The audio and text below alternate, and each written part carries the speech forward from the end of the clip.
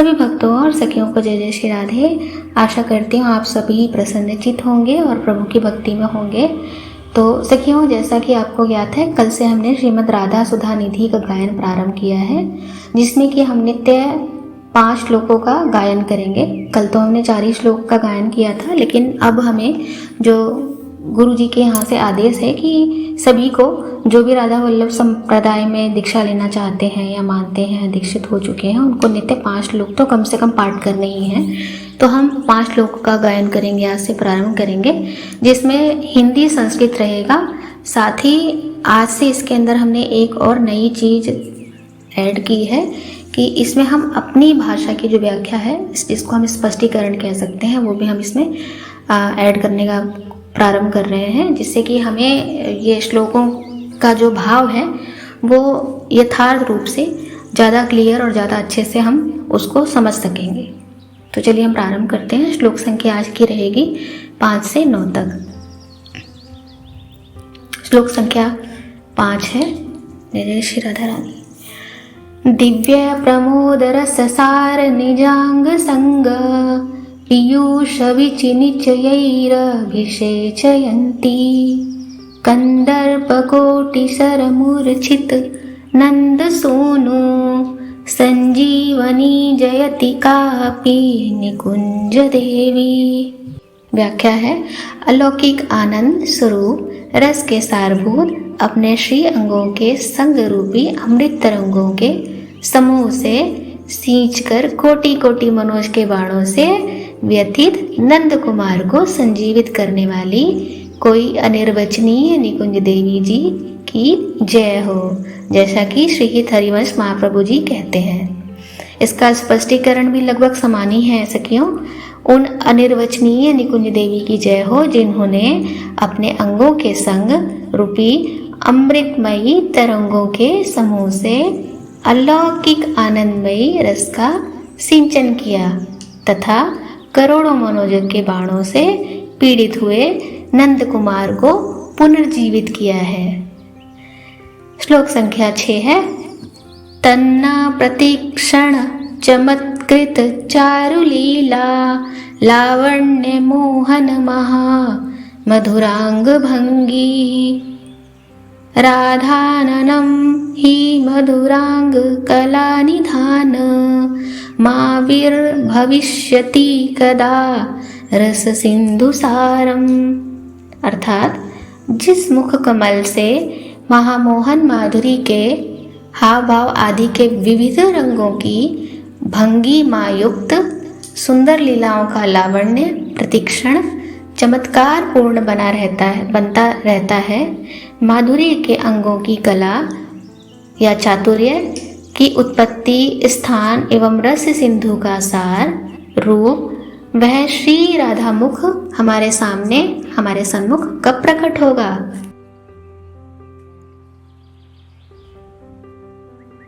इसका स्पष्टीकरण इस प्रकार है। महामोहन माधुरी का वह मुख कमल माधुरी के अंगों की कला का मूल और रस सिंधु का सार हमारे सामने प्रकट कब होगा। यह हमारे लिए है कि हम श्री राधा रानी से विनती कर रहे हैं। श्लोक संख्या 7 है। यत्किंकरी शुभहुषः खलु काकुवाणी नित्यं परस्य पुरुषस्य शिखण्डमौले तस्याः कदा रसनिधे वृषभानुजाया तत्केलिकुंज भवनांगण मार्जनीश्याम। इसकी व्याख्या है, मोर मुकुटधारी परम पुरुष श्री श्याम सुंदर जिनके दासियों से नित्य अनेक बार दीनतापूर्ण वचन कहते रहते हैं, उन रसनिधि श्री वृषभानु नंदिनी के केलिकुंज भवन के आंगन की सोहनी लगाने वाली मैं कब होंगी। अर्थात सोहनी सेवा मतलब हम झाड़ू लगाने वाले, वहाँ पे कब हमें ऐसा अवसर प्रदान करेंगे श्री जी कि मैं उनके आंगन में सोहनी सेवा करूँगी। इसका भावार्थ यह है, हरिवंश जी कहते हैं, मैं कब रसनिधि श्री वृषभानु नंदिनी के केलिकुंज भवन का आंगन झाड़ने वाला बनूंगा, जिनकी दासियों से मोर मुकुट भगवान श्री श्याम सुंदर प्रतिदिन ऐसे ही वचन कहते हैं, विनम्र वचन कहा करते हैं कि मुझे कब प्रियाजू ऐसी सेवा देंगी, प्रियाजू की कृपा पाने का पात्र मैं कब बनूंगा। श्लोक संख्या 8 रहेगी। वृंदानि सर्वमहताम पहाय दूरात् वृंदाटवीम अनुसर प्रणयेन चेतः सत्तारणीकृत सुभाव सुधार सौघम राधाभिधानमिह दिव्य निधानमस्ति। व्याख्या इस प्रकार है। हे मन, हे चित्त, तू सभी महान साधनों और साध्यों के समूह को दूर से त्याग करके प्रेम पूर्वक श्री वृंदावन का अनुसरण कर, क्योंकि वहाँ सज्जनों को तारने को तत्पर सुंदर भाव रूपी सुधारस से पूर्ण श्री राधा नाम वाली अलौकिक निधि विराजमान है। इसका भावार्थ भी सेम ही रहेगा भक्तों कि मन, तू सभी चीज़ों का, सभी साधन और साध्यों का त्याग करके केवल श्री राधा नाम का अनुसरण कर और श्री वृंदावन का अनुसरण कर, क्योंकि वहाँ श्री राधा नाम की अलौकिक निधि विराजमान है, जो सुंदर भावमयी उन्नति से परिपूर्ण होकर पुण्य आत्माओं का उद्धार करने के लिए तत्पर है। श्लोक संख्या 9 रहेगी।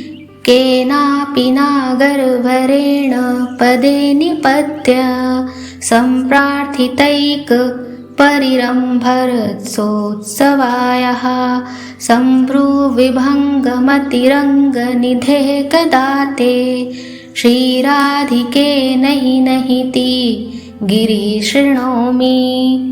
हे श्री राधे, कोई लोकोत्तर चतुर शिरोमणि श्री श्याम सुंदर आपके चरणों में गिरकर आपसे एक बार रसोत्सव रूप आलिंगन की याचना कर रहे हैं, और हे अति कौतुक निधि, आप अपनी भ्रिकुटियों को विभंगित करके नहीं नहीं कह रही हैं, मैं आपके इन शब्दों को कब सुनूंगी, कब सुनूंगा।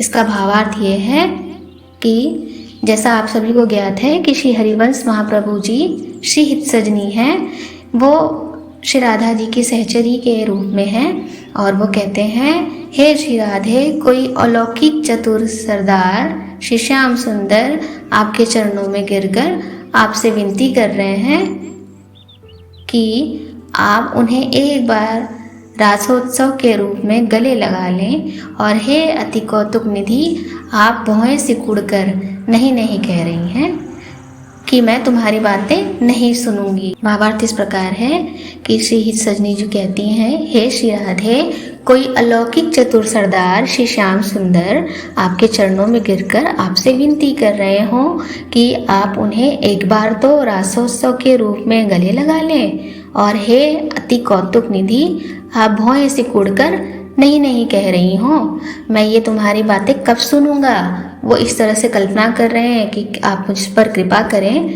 ताकि मैं इस तरह से आपकी और लालजू की प्रेम भरी लीलाओं का पान कर सकूं।